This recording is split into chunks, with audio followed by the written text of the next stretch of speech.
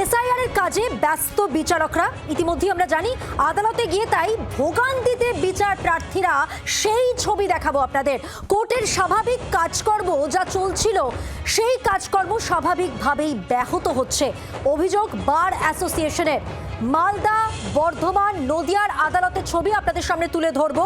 যেহেতু এসআইআর এর কাজে ব্যস্ত বিচারকরা, আদালতে গিয়ে স্বাভাবিকভাবেই যারা বিচারের প্রার্থনায় রয়েছেন, যারা বিচার প্রার্থী, তারা 1 দিনভর অপেক্ষার মুখে পড়ছেন, 2 আর্থিক ক্ষতি এবং 3 মানসিক হয়রানির শিকার।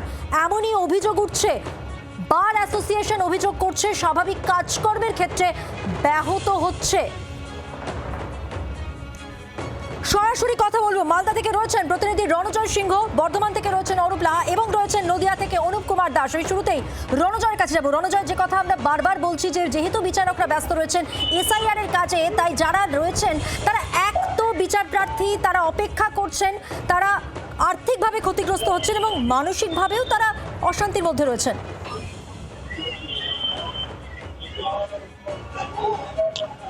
নিরঞ্জন, মনোবর্তী একেবারে তাই। কিন্তু মালদা আদালতের ছবিটা কিন্তু তাই দেখাচ্ছে। প্রতিদিনের মতন যে ব্যস্ত আদালত থাকে, যে অবস্থা আমরা দেখতে পাই, সেই অবস্থা কিন্তু মালদা আদালতে নেই।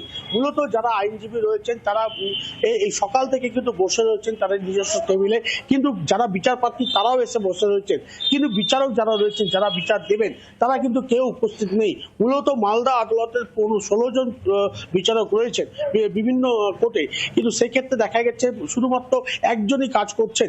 জরুরি ভিত্তিতে যে কাজ, সেই কাজটি হচ্ছে যারা পুলিশ কেস রয়েছে, পুলিশ গ্রেপ্তার করেছে বিভিন্ন কারণে, অভিযোগের কারণে, তাদের কিন্তু বিচার হচ্ছে।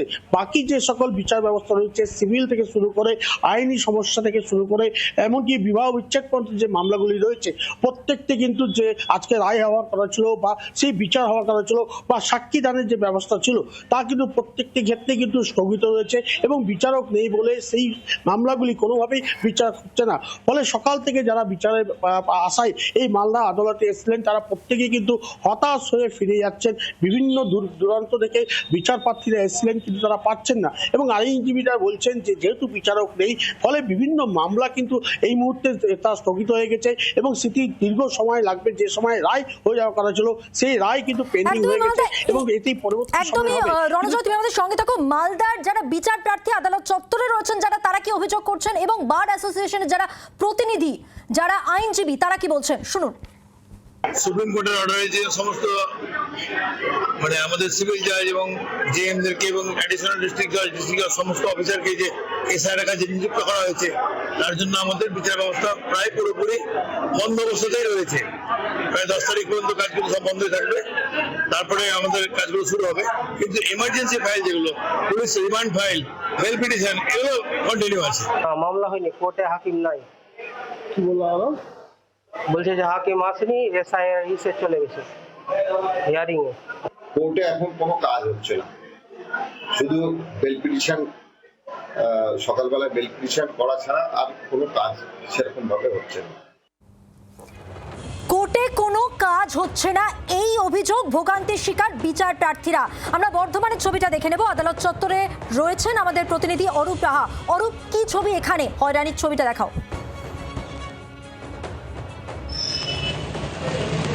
দেখো, বর্ধমান অর্থাৎ পূর্ব বর্ধমান জেলায় 16টি বিধানসভা ক্ষেত্র। আমরা দেখছি 26 জন যে বর্ধমান সিজিএম আদালতে যারা বিচারক রয়েছেন, তাদের মধ্যে সম্ভবত 22 জনকে তুলনা হয়েছে তারা প্রত্যেক দিন শুনানির যে কর্মকাণ্ড তাতে জড়িত হয়ে যাচ্ছেন। স্বাভাবিকভাবে 4 জন মাত্র বিচারক তারা গোটা বর্ধমান আদালত চত্বরের যে সমস্ত মামলা চলছে তার দেখভাল করছেন, যেটা একদমই অসম্ভব ব্যাপার। কারণ যেখানে এতজন বিচারপতি থাকা সত্ত্বেও যে প্রচুর জন যারা বিচারপ্রার্থী মানুষ আছেন, তারা এমনি দিনই যারা ভোগান্তি হয়রানি হন, কিন্তু গত 3 দিন ধরে সেই চূড়ান্ত ভোগান্তি বেড়েছে।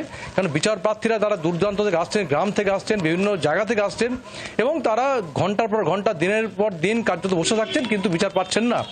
একই অভিযোগ যারা আইনজীবী, তারাও বলছেন যে তারা তাদের যে মক্কেল যারা আসছেন দূর দূরান্ত থেকে, তাদেরকে ফোন করে বলাও হচ্ছে অনেক সময় যে তারা আসবেন না, আসতে মানা করা হচ্ছে, কিন্তু তারা বিচারের আশায় চলে আসছেন, কিন্তু তাদের টাকা নষ্ট হচ্ছে, সময় নষ্ট হচ্ছে, বিচার পাচ্ছেন না।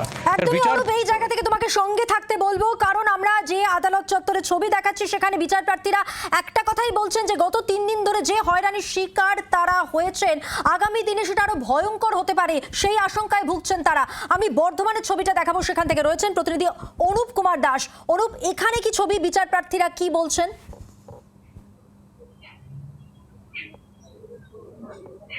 মধুমন্তী, আমি বলি মালদা যেমন দেখালো, বর্ধমান যেমন দেখালো, আমি আছি নদিয়া জেলা আদালতে, অর্থাৎ কৃষ্ণনগর জেলা আদালতে।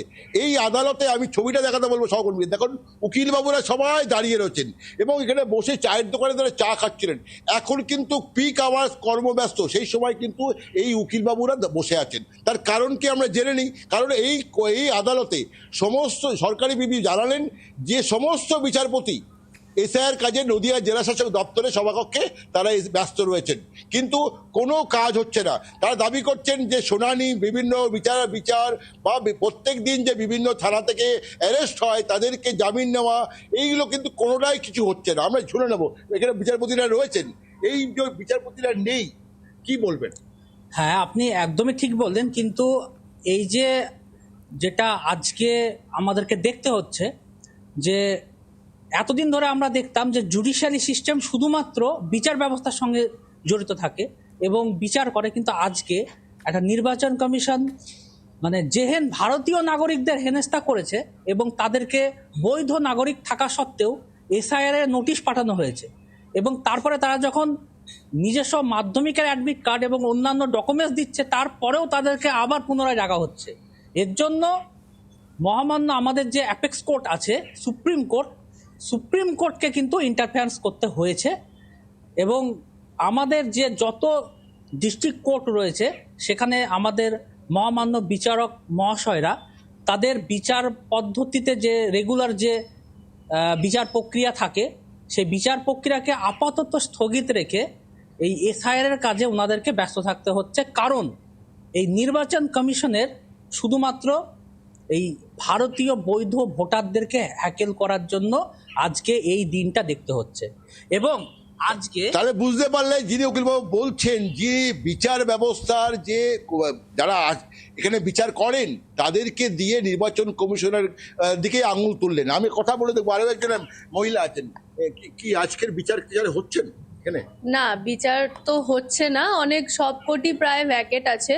তো এবার এখানে কি হয় যে আমাদের যখন কোন একটা কোর্ট ভ্যাকেট থাকে, আরেকটা কোর্টের সাহেব সেই ভ্যাকেট ঘরের চার্জে থাকে। ওরূপ বোঝা গেছে কি পরিস্থিতি সেটা এখন স্পষ্ট আমাদের কাছে। মালদা, বর্ধমান, নদিয়ার আদালতের ছবি যেমন দেখাচ্ছি, একটু শুনে নেব বর্ধমানের যারা বিচার প্রার্থী এবং যারা বার অ্যাসোসিয়েশনের প্রতিনিধি, তারা কি বলছেন তাদের ভোগান্তির কথা।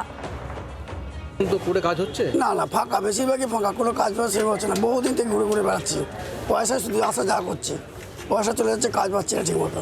বহুত দিন ধরে ঝুলিয়ে রেখে দিয়েছে, প্রচুর পেরেশানে আছে। আসলে এখানে ঝগড়া লেগে যাচ্ছে, সবাই লেটে আসছে, এই আসছে, সেই আসছে করে নানান রকম ঝামেলায় পড়ে যাচ্ছে, কাজ হচ্ছে না। ওটা আসছে, বিচারকরা থাকছে না, কাজ হচ্ছে না, উকিল বাবুরা কাজ করতে পারছে না, আসছে, ঘুরে ঘুরে যাচ্ছে। বাংলার আওয়াজ, বাঙালির আবেগ, জি 24 ঘন্টা।